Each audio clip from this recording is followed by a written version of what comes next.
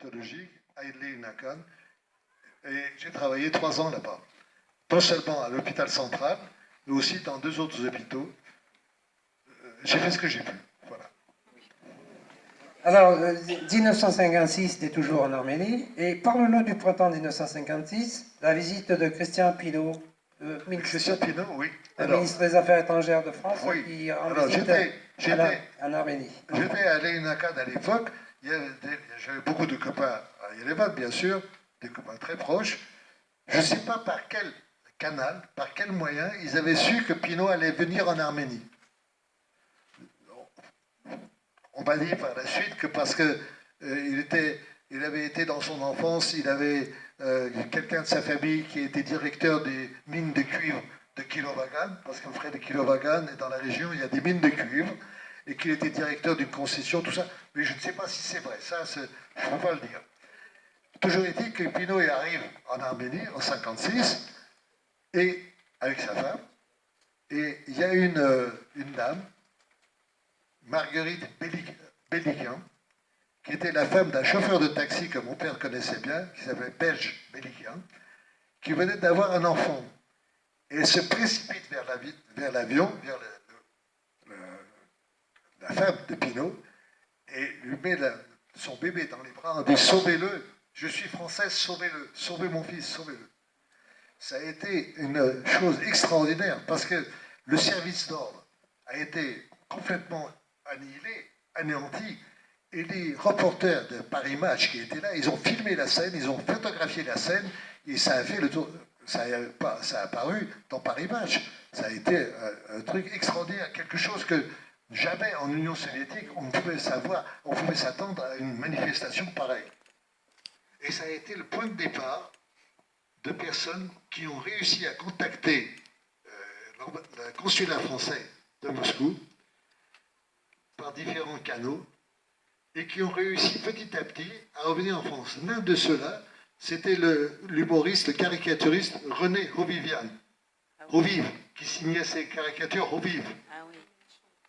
Je crois que son père était arménien, sa mère était française, je ne sais pas exactement, parce que je ne l'ai pas connu personnellement, Hovive. C'est après coup que des copains qui me l'ont raconté. Et c'est comme ça que Hovive a réussi à contacter le consulat français. Et ils ont contacté aussi des personnalités en France qui pouvaient intervenir. Hovive est revenu en France, et ensuite beaucoup d'autres personnes, par différents moyens, ont réussi à faire passer leurs demandes, et petit à petit, le mouvement s'est enclenché. On a commencé à faire des demandes à partir de 59-60. On a réussi à avoir des papiers, des documents qui venaient de France. Ma tante qui était restée en région parisienne nous a fait passer et on a réussi à revenir en 66, en juillet 66.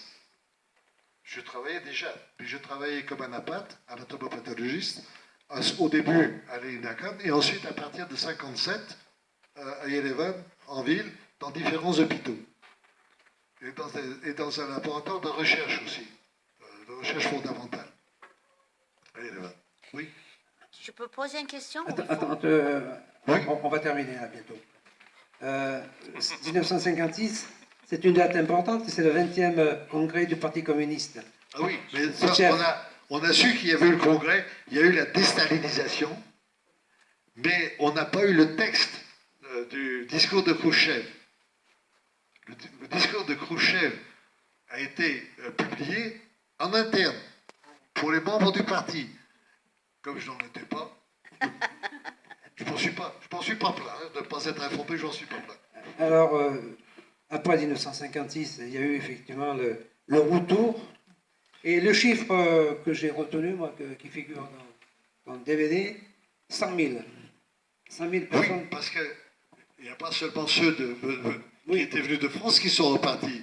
Ceux qui étaient venus de Moyen-Orient sont repartis. Ceux qui étaient venus de Grèce sont repartis. De Bulgarie, de Roumanie, ils sont repartis. Ceux qui étaient venus même des États-Unis ont commencé à repartir.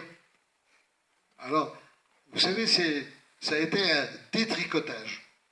quand vous prenez un tricot et que vous tirez un fil, tout le tricot il passe. Ouais. Bon, est-ce qu'on peut dire aussi Ouais. que tu as eu 3 filles là-bas en Afrique? Ah oui, j'ai eu 3 filles, non, 2 seules. Non, que je précise. Que je précise. Non, Excusez-moi. on a eu 2 filles en Arménie. Alors, attends, la première, on l'a appelée Alice. Bon, la seconde, mais je voulais l'appeler Mireille. Pourquoi? Parce que déjà, elle avait la ferme intention de faire les papiers pour revenir en France. Mettre un prénom arménien sur des papiers français, c'est difficile. Alice, ça passait bien, parce qu'il y avait Alice en Russie, il y avait des Alice, ça passait. En Arménie, il n'y en avait pas. Mais Alice, c'est passé quand même, parce qu'il y en avait en Russie. Mais Mireille, comment faire pour que passer Mireille à l'état civil? Alors, on arrive dans le bureau d'état civil, on est en 1960, et je dis Mireille. Et l'employé me dit, mais Mireille, c'est pas un prénom arménien. Je dis, mais non, il n'est pas arménien, mais ça vient du mot mir, russe, qui veut dire la paix. Ah, mais je ne savais pas. Et il a inscrit Mireille. Et c'est comme ça que Mireille a été baptisée Mireille. Alors, pour la petite histoire, dernièrement, il y a un de mes amis, Léon, dont la femme a traduit de l'arménien en français Le Petit Prince. La première traduction du Petit Prince, c'est la femme de Léon qui l'a fait. Donc Léon m'envoie un message tout dernièrement et il me dit, tu sais Mireille, il me dit, c'est pas toi qui l'as inventé, c'est Mistral qui l'a inventé. Frédéric Mistral. Il a inventé ce prénom. Peut-être, il m'a dit, peut-être il s'est inspiré du mot Mireo, qui vient de l'espagnol. C'est pas impossible. Mais ça, je lui en laisse la responsabilité. C'est comme ça que Mireille est devenue Mireille en France aussi. Mais on est revenu en France. Bien sûr, on a changé l'eau, on a changé l'air. On a réussi quand même à faire une 3e fille. Ah, je savais bien que tu avais 3 filles. Donc, même l'eau, même l'air, n'y sont pour rien pour avoir des filles. Bon, on poursuit ou il y a des questions, certainement. Je t'écoute. Je peux poser. Moi, je voudrais que tu expliques. Tu m'avais déjà dit, mais que tu dis à tout le monde comment les courriers se sont passés. Parce qu'il y avait des membres de famille qui sont partis, mais il y avait des autres qui sont restés en France. Et les Arméniens en Arménie, des Français arméniens en Arménie, il fallait bien qu'ils envoient des messages. Les Français, ils essayaient d'envoyer des paquets d'aide, du chocolat, enfin. Mais il y avait des codes dans les lettres. Alors, un exemple familial. Parce que les lettres étaient lues. Je l'ai toujours, j'ai mon copain d'enfance. On a grandi ensemble, on a toujours joué ensemble, même avant de venir au monde, parce que les mamans étaient enceintes en même temps. Oui, il est à Genève en ce moment, il est médecin comme moi. Donc, il devait venir aussi. Son père était chauffeur de taxi, un copain de mon père. Et, alors il demande des nouvelles, et on leur a écrit en leur disant que le pays est magnifique, le temps est, le pays, c'est des paysages extraordinaires, seulement il fait froid, attendez que la grand-mère soit en bonne santé pour venir. Mais la grand-mère, ça faisait déjà 10 ans qu'elle était morte. Bon, voilà. Il y en a un autre, il avait convenu d'envoyer une photo. Et il avait dit, si tu nous vois debout dans la photo, c'est qu'on est bien. Si tu nous vois assis, c'est qu'on n'est pas bien. Et il envoie la photo couchée. Voilà. C'était des codes de ce genre-là.